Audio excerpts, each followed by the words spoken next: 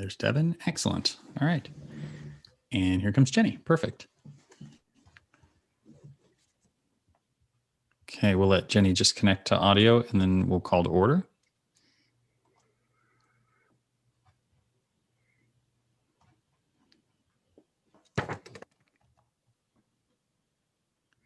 All right, perfect. And sorry, Jenny, let me make you co-host so that you are able to do everything you need. Good. Perfect. All right. We will call to order at 7:32 p.m. This meeting of the Easton Board of Education on February 9th, 2021. First item on the agenda is the approval of minutes. Look for a motion to approve the minutes from the January 12th, 2021 Easton Board of Education regular meeting with budget presentation. Do I have a motion? Thank you, Randy. Do I have a second? Thank you, Devin. Any discussion about our January 12th meeting minutes? Hearing none, call the question. I'll look for, let me just make sure I can actually see everybody. I see Gretchen saying yes. I see Randy. I see Devin. I see Jenny, maybe. And I see Jeff. That's a yes. Very good. I vote yes. That passes 6-0. That takes us to B, the January 25th, 2021 Easton Board of Education special budget meeting. Do I hear a motion to approve those meeting minutes? Okay, I think Jenny was raising her hand. I'll take yours as a second, Randy. Very good. Any discussion? Hearing none, we'll move the question. All in favor? I see all members indicating yes by raising their hands in the video window. That passes 6-0 as well. And then finally, the item C, January 26th, 2021, Easton Reading Region 9 Joint Boards of Education regular meeting. Do I have a motion? So moved. Thank you, Randy, with the first. And there's a second from Jeff. Thank you, Jeff. Any discussion? Never to be repeated again. 12:46. Here, here, here, here. All right, very good. Call the question. All in favor? Good. Jenny, are you abstaining or did I miss you? Okay, sorry. Good. So everyone indicating yes, passes unanimously, and that moves us out of the approval of minutes. That takes us to item 3, the public comment. So please raise your hand or otherwise flag us down. We'll give everyone a moment to indicate if they would like to make public comment. Quick reminders. Obviously, we want to try to keep things civil and reasonable, and we also have a lot to get through tonight. So we're hoping that we'll be able to keep public comments to 2 minutes or less. And I'm just looking quickly. Please, anyone else, please feel free to help me out here if you see anyone. And feel free. Okay, Carolyn. Yeah. Yes.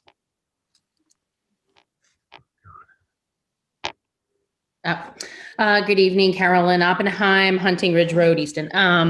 Just I guess a quick comment. I think that some people who haven't gone to board meetings for 5-6 years probably want to keep aware of. I think that somebody had said to me, "Oh, well, bigger class size. Why don't we just increase the class size?" And I think that, and then they wanted to vote for a lower budget because they just said that was what their thought. And I think that in Easton, I think specifically, I'm probably everywhere, but we have made it a priority, and we've constantly said that it's a priority as parents, that small class sizes are one of the best ways we can help our kids.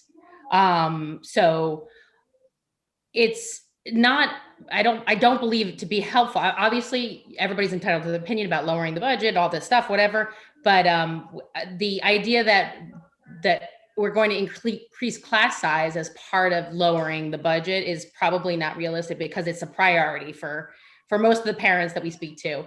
So I was surprised to hear it from somebody, but I wanted to make mention of it because I think that year after year, it is the same thing that comes up. And so somebody's like, oh, well, it's okay, just increase the class sizes. And that's not who we are as a school district. And it's, gone on that way for as long as I can remember. And so I wanted to just make mention of it. Thank you. Thank you. I'm just scrolling up the list and going through the videos, just making sure we're not missing anyone.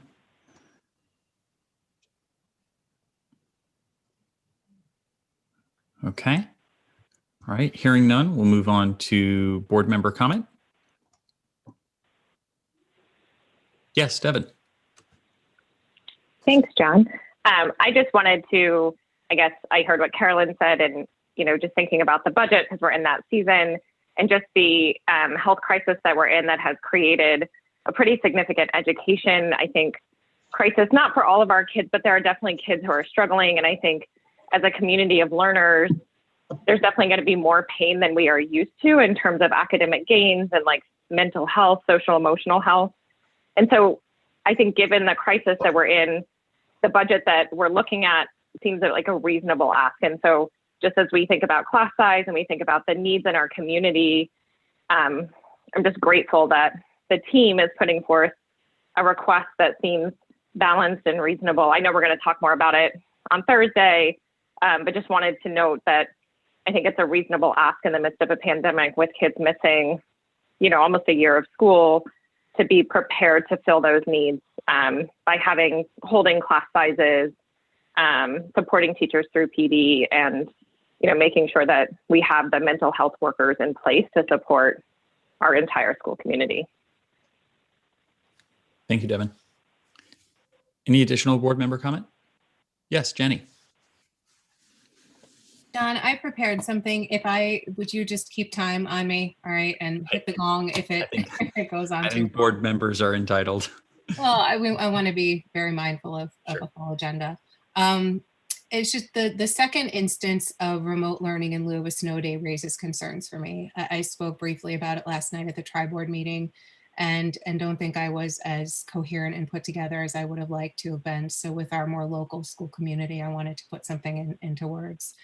As we near the anniversary of the closing of schools, I feel moved to remind us that distance learning is a state-mandated emergency stopgap in response to a global health crisis. As the weeks and months passed, I'm concerned we've reached a level of concerning complacency and acceptance with this mode of learning.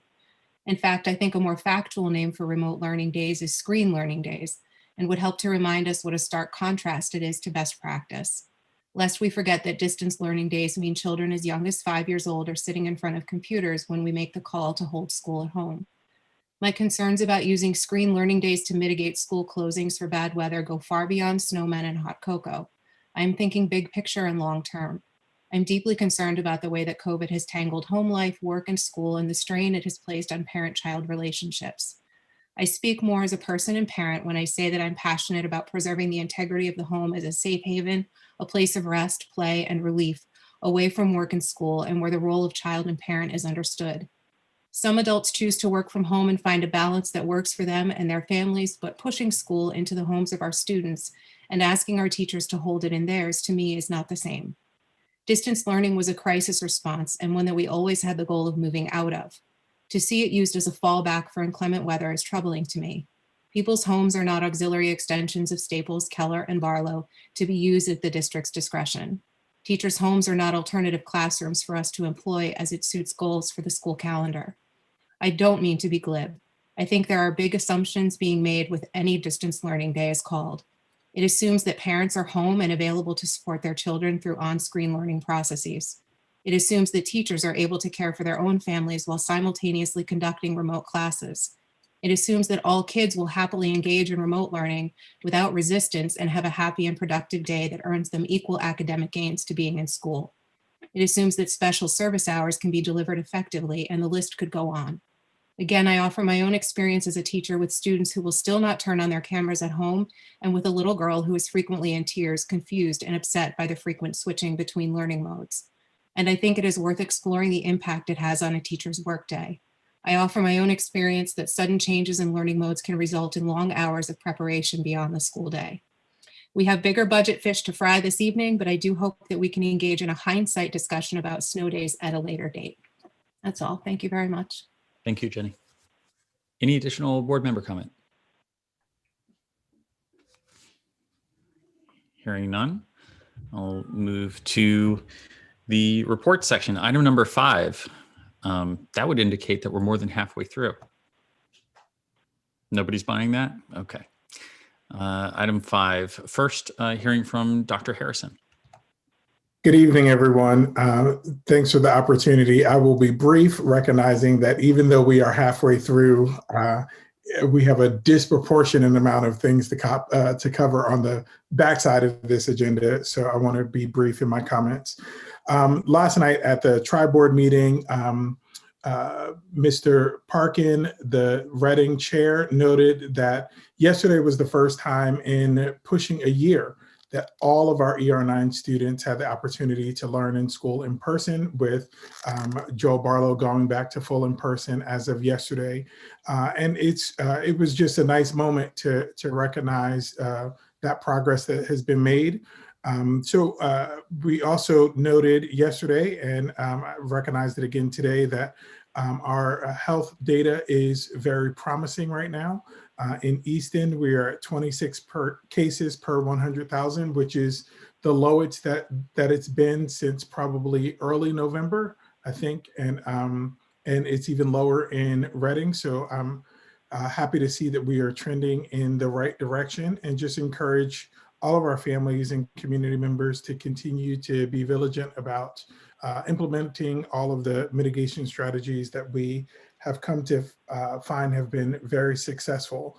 Also, it's important to note that with there continuing to be emerging information about other variants to COVID-19, that we are continuing to monitor that and pay very close attention to guidance from our local health directors and also from the State Department of Health.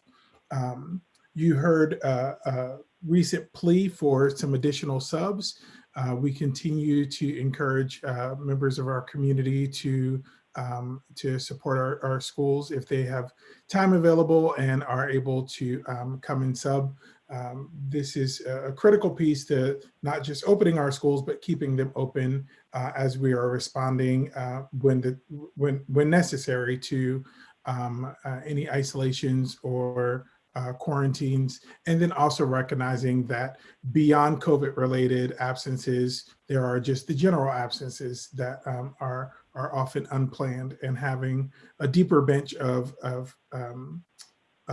substitutes just is really helpful. Special shout out to board members and community members who have already volunteered their time. On behalf of administrators, we are really, really appreciative.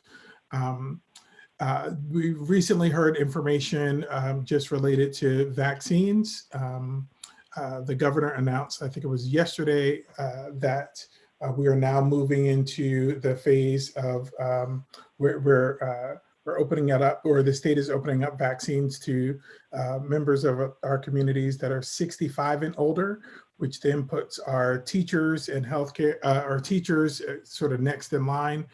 So we are excited about getting closer to that. And we'll send this out to make sure that our staff knows as well. But if you are a staff member who is above 65, there's the option for us to, as a district, upload you into the system so that an appointment can be made, or you can schedule that on your own as well. Tonight, we'll be talking about our operating budget, obviously, for next year. And as Devin mentioned in her comments, we are considering the academic needs that may be unique for this upcoming school year as a result of learning loss.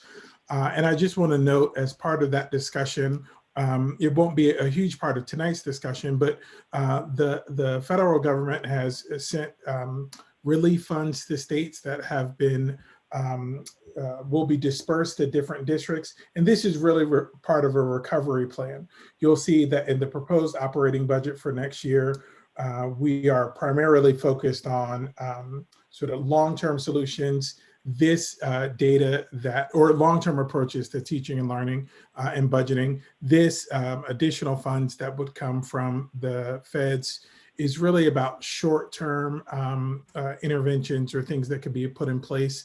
That money will be available to use for use through fall of 2023. So it gives us a little bit of time with planning, and it was allocated to districts based on their Title I allotments. And so you'll hear more about that again as we get a little bit closer. I'll share additional information about the 4 areas of focus that are required for use of this funds. One of the things that I just want to talk about, because I know that there's been some news coverage of these funds being released to school districts. The comment that's often made along with it is that these funds are to be used to supplement and not supplant. So it's supplementing the work or the resources that's available for our students, but not to supplant them. So we couldn't just use that money to cover costs from the operating budgets. And so that's something that we continue to hear from this state, and just want to make sure that our community understands that as well. Just really that these funds are very clearly targeted for recovery for a short time.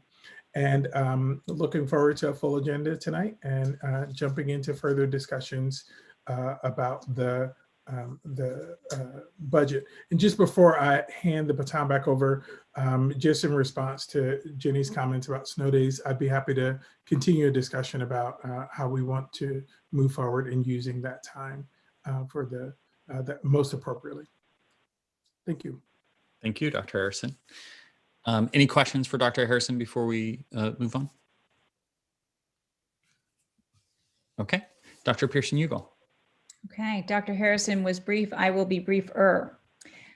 So I would like to provide the board and the community an update regarding the state's intent to administer standardized tests this spring. They are indeed going to move forward with the Smarter Balanced assessment. And as far as we know, also the NGSS assessment this spring. So we plan to have our students participate in May, pushing back towards the sort of the latter end of the testing window. And at the middle school, it's our plan to administer the NWEA measure in grades 6, 7, and 8 in March. That will allow us to use that benchmark information to inform how we support our students, both in terms of extending them as well as providing some additional support for them. Thank you. Is there a solution for remote sort of temporary learning from home for the NWEA? Well, let me talk first about the Smarter Balanced assessment. So the state has developed a remote testing option for students who are learning at home, our cohort C students. And then the schools will also create a schedule that will allow parents with children in cohort C to come in, make an appointment so the students can take the assessment at school if the parents choose to have them do that. Otherwise, there's the remote option as well. For the NWEA, that's really managed by each one of the schools. So I know in our prior assessment cycle this fall, it was certainly possible for the parents to make the appointments. I'd ask Mrs. Kaplan to explain any remote testing option with that assessment in particular. Okay, and maybe, sorry, go ahead, Sue. Whatever Stephanie just said about how we're going to help cohort C students with SBOT by either making appointments to come in or do it remotely, it was exactly the same way for NWA and will be again. Okay, great. Yeah, Jeff. Stephanie, there were assessments that were given to the students back in October, and I think it was a month ago, maybe it was a little longer, where we got partial results back, and that the rest of the results were to be coming in, and we were going to use that information to help understand where our kids are, and then adjust to their academic needs as those results would indicate that we should.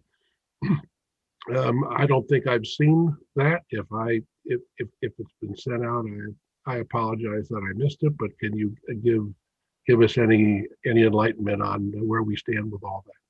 Yeah, there were a number of students at the elementary level that were not able to have the reading portion of the assessments completed. And I know as recently as the beginning of this week that Mrs. Fox Santora said that they were nearly complete. So perhaps she can provide a further update. Thank you. Yeah, they needed to sign up for a day so that it could be administered. Some of the families didn't sign up, so we needed to track them down and schedule them this week to get them done.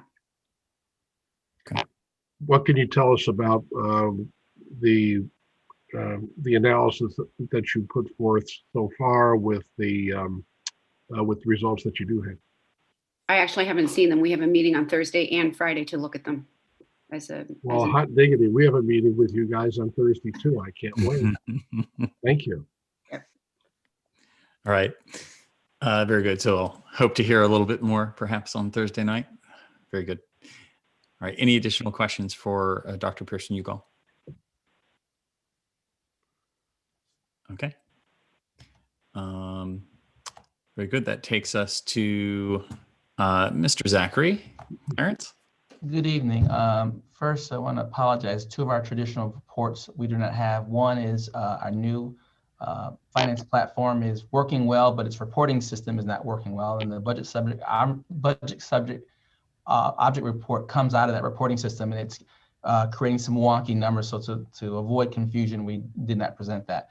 The health insurance reports, we rely on 2 bits of information. One of it arrived today, so we have to go input that data, and so we should get that out to you tomorrow or the day after. The third is a transfer report. John, if you wouldn't mind sharing the screen, it's a small amount of money, but we can talk through it quickly so we can get to the heart of the meeting. Certainly. You can share your screen, or okay, I will share mine then. I can open up the transfer report. I mean, I have it teed up if that's easier. I got it. Okay. Can you guys see that? Yes. All right. So the small amounts transfers totaling $437, transferred from 3 separate accounts, all into non-instructional supplies. $250 from instructional supplies into non-instructional supplies. $70 from cleaning repair services into non-instructional supplies. $117 from other professional services into non-instructional supplies. It's, small amount of money, but we just want to be transparent about what's transpired. So unless there's any questions on that, I'll turn it back over to the chair so we can get to the heart of the meeting. All right. Any questions for Clarence on any of that?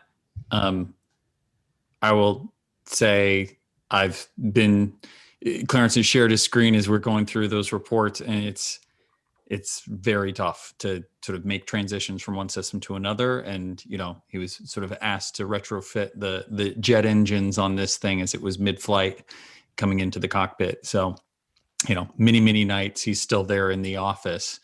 I suspect there's a sleeping bag somewhere or something, but thank you for all the work you're doing on this, and very much appreciated. I know this is going to be much better when we're through the other side of it. Okay. That takes us to Jen Del Conte. Good. I will be brief as well, but I really just wanted to touch upon 3 areas. The first is preschool. I know that we don't spend a lot of time talking about preschool, but I did want to share that we did our preschool lottery, which is good news. So we are looking to fill our classes with 3 and 4-year-olds. We are also in the process of doing a preschool handbook. It's been long overdue, but we want to codify, what our preschool is all about, in terms of curriculum and expectations. So hopefully that will be coming out within the next couple of weeks. So we will be having a preschool handbook. So in terms of my report for this month, while the trend is that we are classifying less students, I do want to just caution the board in terms of the numbers. The numbers only reflect part of the story. So we have to also talk about the complexity of the kids. You could have one student that has a host of services. They could have OT, they could have PT, they could have speech, they could have a one-to-one paraprofessional or a BT. And other students could simply just have maybe special education support in the classroom. So I do want to caution you, when we look at the board numbers, when we talk about percentages, we were at 17% in February of 2020, and we are now at 13% at 2021. That's actually good news because that puts us pretty much aligned with the state, average. But at the same time, it doesn't reflect the story of the complexity of the IEPs of the students. So one of the questions that comes up often has to do with caseloads. So every student is assigned a case manager. And what the case manager does is they really coordinate the student program. They make sure that the IEP is communicated to the general education teachers. They also make sure that when the reports are in for a reevaluation or an annual review, they coordinate the student program. So I just wanted to just point out the caseload management, because I know that's a question that comes up. Are some special education teachers, do they have less student, and do other teachers have more student? So what I did was I just did a quick analysis of our teachers. This had nothing to do with speech. We have speech only kids and they are serviced only by the speech teacher. These are our certified special education teachers. So currently we have 6 teachers at Samuel Staples, and these are the number of students they case manage. So as you can see, the range is anywhere from 7 students to 10 students. Again, this does not reflect the complexity of some of the students. So some teachers may actually have less students on their caseload, but they may be more complex. So when we look at Helen Keller, as you can see, the range is anywhere from 5 to 12 students. Again, it reflects the complexity of the student. They also have to case manage students that are outplaced. So when these students are outplaced, they are still assigned a case manager from their home school, because that's really important to us, that we keep that connection to those students that are outplaced. I just wanted you folks to just see the numbers of students. So as you can see that it is pretty much evenly distributed, with maybe 1 or 2 teachers having a higher number of students on their caseload. So do you have any questions for me? First, quickly, so is it reasonable to say, let's say that someone with the 12 students that they're working with as part of their caseload, is it more likely that they might have some of those outplaced students? Is that a sort of a less complex problem to be solving for? Like when you think about the complexity of the needs of the students? It could be for a number of reasons. One, it could be due to outplacements. I also factored into my numbers the students that are currently in our pipeline. Yeah. So in other words, we have students that are going through the evaluation process. While we can't predetermine if they're going to be found eligible, we pretty much have a strong inkling as to whether or not those students will be needing some level of support, but they still need to be case managed through that process. So usually the numbers that are higher, like 10, 11, or 12, those are the students that typically have what we call co-teaching model. So as you know, we have students that spend the vast majority of their time in the general education setting, but they still need the teacher to push in. So they may have reading and writing and math goals, but not necessarily a pull-out component. And also it tends to be distributed across grade levels too. So we have some grades. If you look at the board report, as you can see, we report how many students we have per grade. So it's like, for example, if I have 13 students in 6th grade, it is possible that that 6th grade teacher may have a higher caseload to manage. Let's see. Okay, so that's really helpful context, that the sort of the balancing, the load balancing is not simply about equal distribution, but sort of also to account the complexity of the needs. And as you know, some of our special education teachers have developed what we call an area of expertise, whether it be in the area of reading, or in the area of behavior, or the area of working with students with autism. So we also spend a lot of time trying to match the teacher with the student so they could manage them in the in the best way possible. Great. That's very helpful context. I think Jeff and then Jenny. Jen, of the caseload information that you just shared, is the Junior Bridges program in those numbers? Yes. Which one was that? Just give me 1 minute. Let me look at my list again. Let me see.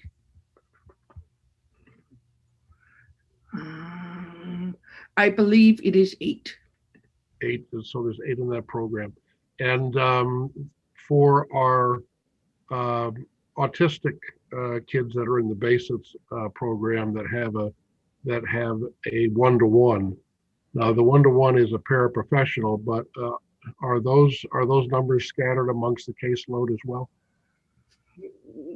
Yes, that's also factored in. But what we've been trying to do is to move along what we call a narrow continuum with our basis students. So for example, if they first enter the basis program, they may need one-to-one support.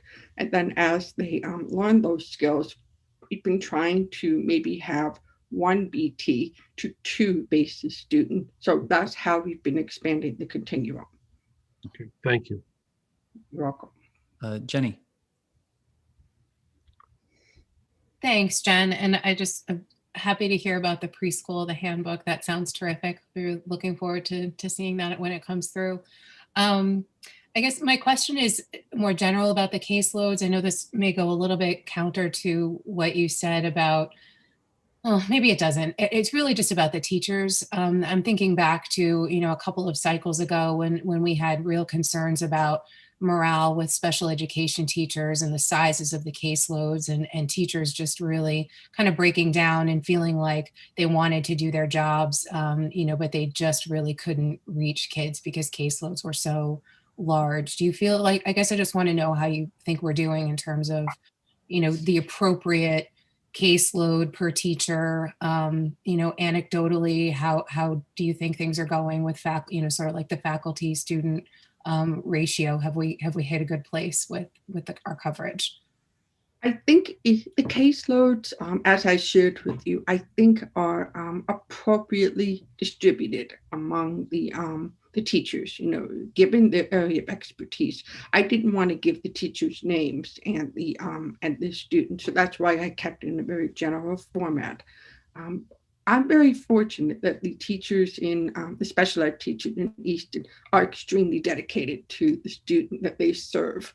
So we've had ongoing conversations about caseloads and caseload management. So I think the teachers are very comfortable with the caseloads that they have at the moment.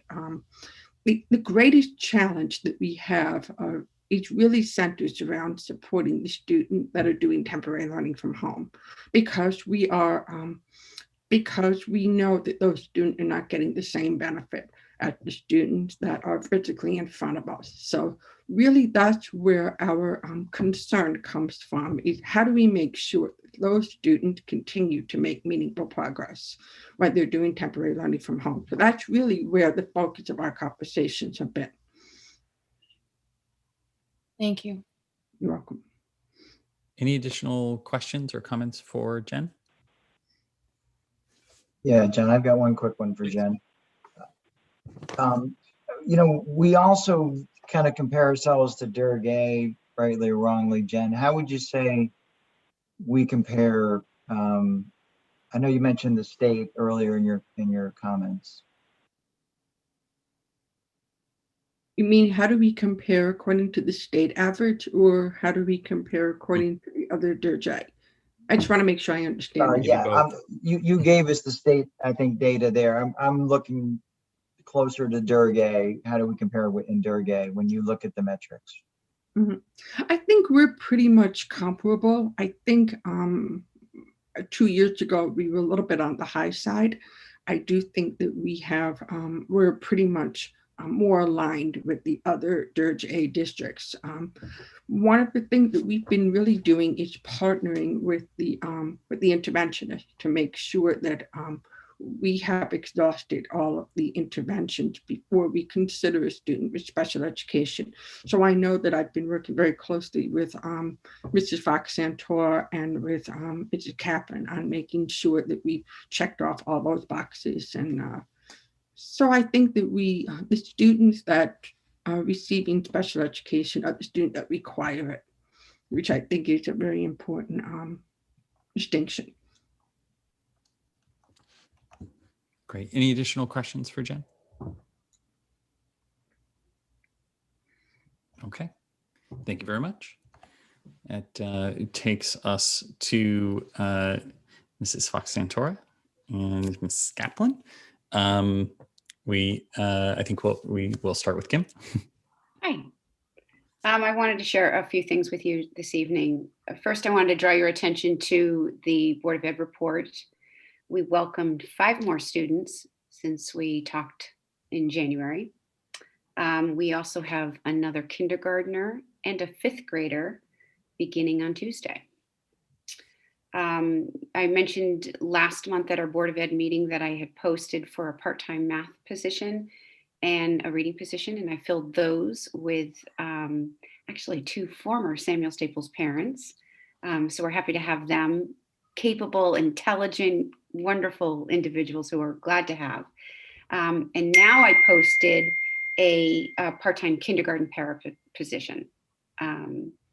I also wanted to share with you that this Thursday, we have a minimum day, and both Helen Keller and Samuel Staples are going to be combined for a 1-hour training with a Jill Barlow High School. I think she might be a former Jill Barlow High School social studies media teacher. I don't think she's there any longer.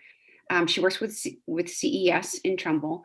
She's going to do a training on implicit bias and media. She's going to talk to us about how media influences our beliefs and our opinions going forward. And she's going to introduce to us an exercise that's going to help us sort of recognize when those implicit biases are at play. And once she teaches us and works with us, then we're going to teach the kids how to do the same. I also wanted to share, effective last week, we have made face masks required during outdoor recess. And I have to say, the kids have been incredible all of this year. They don't like the masks. I don't think anybody likes the masks. But honestly, they have been incredibly compliant with it. And we announced it, and Mr. Brownstein's been outside for recess more than I have. And he said it doesn't seem to be a problem for the kids. We are a little concerned about condensation inside those masks. And when they get wet, they do kind of get that face mask rash. So we're asking the teachers just to keep a lookout for that and encourage the kids to swap out their masks if it gets a little wet. I want to give a thank you to the PTO. We met last week in the evening sometime, and they had in the fall created this really appealing help yourself shelf that was filled with snacks and school supplies and I don't know, tissues and things. And the teachers loved it, and they filled it for us this week. So I just want to give them a thank you that it was really met with such enthusiasm. I could see already that it's become depleted. And I also want to give a special shout out to Mrs. Kaldawi. She reached out to me at the beginning of last week to say, you might remember we did the Super Bowl last year.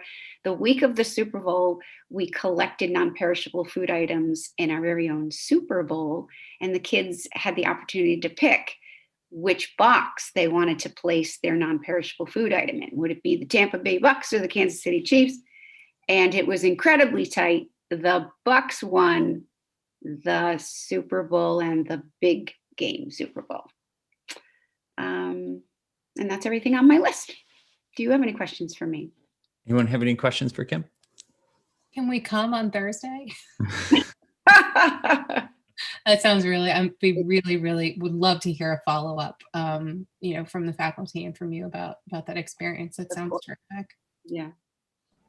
Kim? Okay.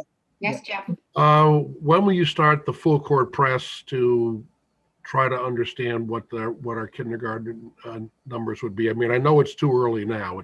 it'd be pretty much a waste of time. But when will you start doing that? We're going to post for registration materials in March.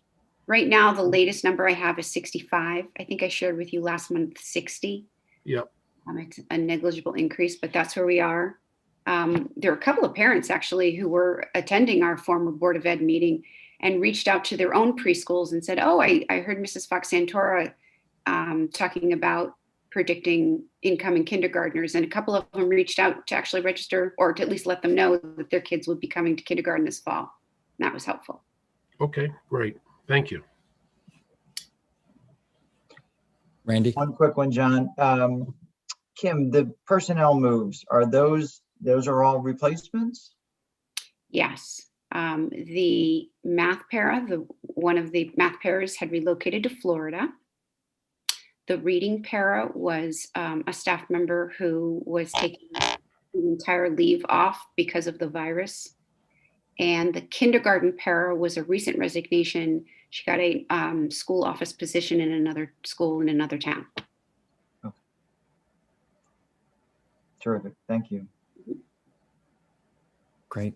Thank you very much, Kim. Sue? Hi, thank you. I'd like to begin my report tonight, and I will be try to be brief as well, so we could get on to the budget. I have to start with thanks and gratitude for so many different groups of people, and the board is one of them, but for your time, but also the staff. We just passed 1/2 of the school year in terms of days. They're continuing their positive attitude and their incredible dedication to the students, which I'll describe in a minute. I'd like to thank the parents who have been very communicative with our school nurse in reporting what's going on in their homes so that we can keep everyone at school safe. Please keep doing that.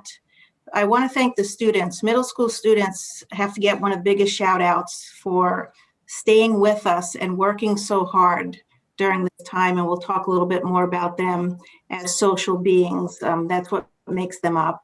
And I want to thank the PTO for also stocking our shelves and helping us boost morale in the building by a monthly little gift by a drawing for 2 staff members. It's really been helpful. And I want to thank Gina and Beth, who I believe are on the meeting right now. So into the meat of the business, we are 12 days into full in now. It feels real good to have so many kids in. We've been interrupted with a quarantine since those 12 days began. And yesterday we had 83% of our population in the building, which is wonderful. The cohort C groupings by grade switch a little bit on a daily basis almost right now. But it's very nice to have 83% of the kids in the school. That's where we all know they're going to have the best benefit of social interactions and learning with their teachers. The month of February in school cycles of evaluation program involves us as administrators meeting with all the tenured teachers and discussing how they're doing with their school goals, with their SLOs. And as I reported earlier in this year, our whole school has adopted one goal together to make and build connections with students to keep them engaged and help reach out to all students throughout this school year and families. And so Annie and I have been meeting with teams of teachers. We have a few more to go this month, but it's a mixed message. The staff is reaching out, staying connected, and that those connections appear to be making a positive influence. As we mentioned already in this meeting, as the pandemic progresses and we're near a year into it, we're seeing struggles in homes for students who previously didn't have struggles, and it's about just not being able to be in school all the time. We learned from Joanne Freiberg, who I'll talk about in a second. We had a PD years ago about trauma for students and how school is the best place for them to be. It's predictable. It's what they can expect every Monday and leave every Friday. And the more that we can stay open and stay in school is, we know, the best for them.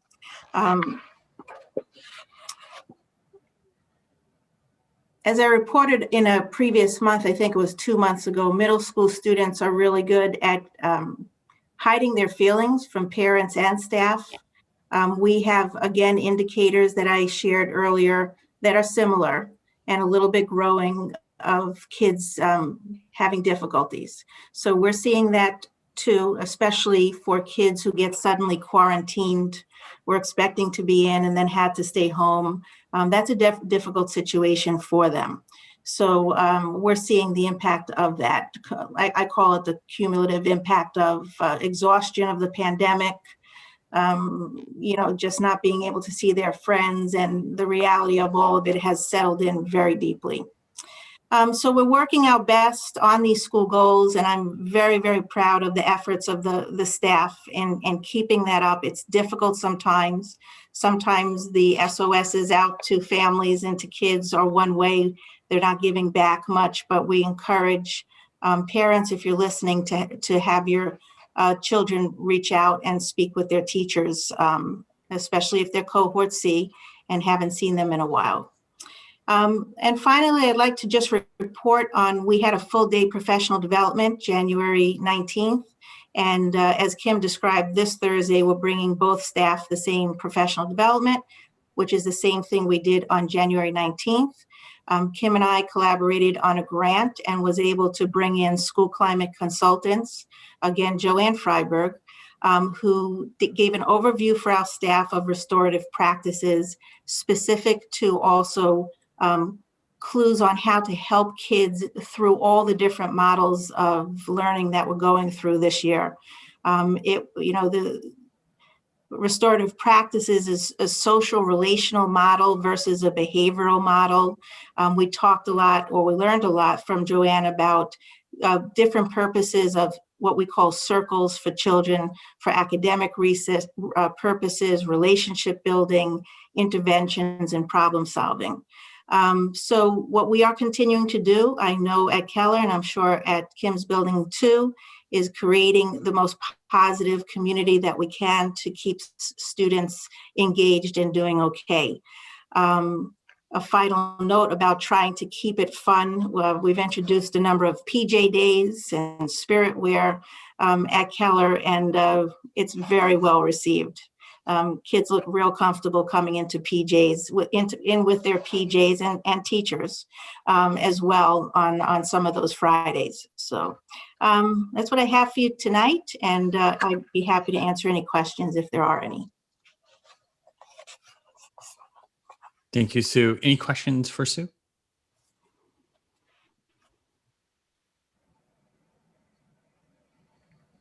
No? All right. Thank you very much, Sue. You're welcome. Thank you. Thank you. So I'd like to, I know we have the board committee reports. I'd like to suggest that we jump forward and then come back. What I'd like to do is move to 6A, because our attorney has joined us, and attorneys get paid by the hour. So I'd like to jump in, if we can, to the conversation, if everyone is open to us moving the agenda forward, and then we'll come back to the board committee reports in a moment. Of course. Okay. All right. So the board chair will entertain a motion to go to executive session to discuss legal strategy surrounding special education and implications to the budget, and to invite in Jen Del Conte, Stephanie Pearson-Ugal, and Dr. Rydell Harrison. And Clarence Zachary. I'm sorry. If you want the bills paid, I think I need to go. Yes, of course. Yes. So moved. And Michelle, you need Michelle there too. Yes. No. And of course, inviting in our attorney. Yes. Thank you, Michelle. Thank you. I think Jeff so moved. Good. And Devin, did you second? Yep. Very good. Thank you. Any discussion? Okay. All in favor? Very good. Unanimously approved to go to executive session at 8:20 p.m. I'm going to stop the stream and the recording, and then I'm going to invite our board members and other invitees into the executive session. For those of the public who are here, We'll be moving to executive session. We will be coming back out, I expect, within the next 20 minutes or so. So hang in there with us.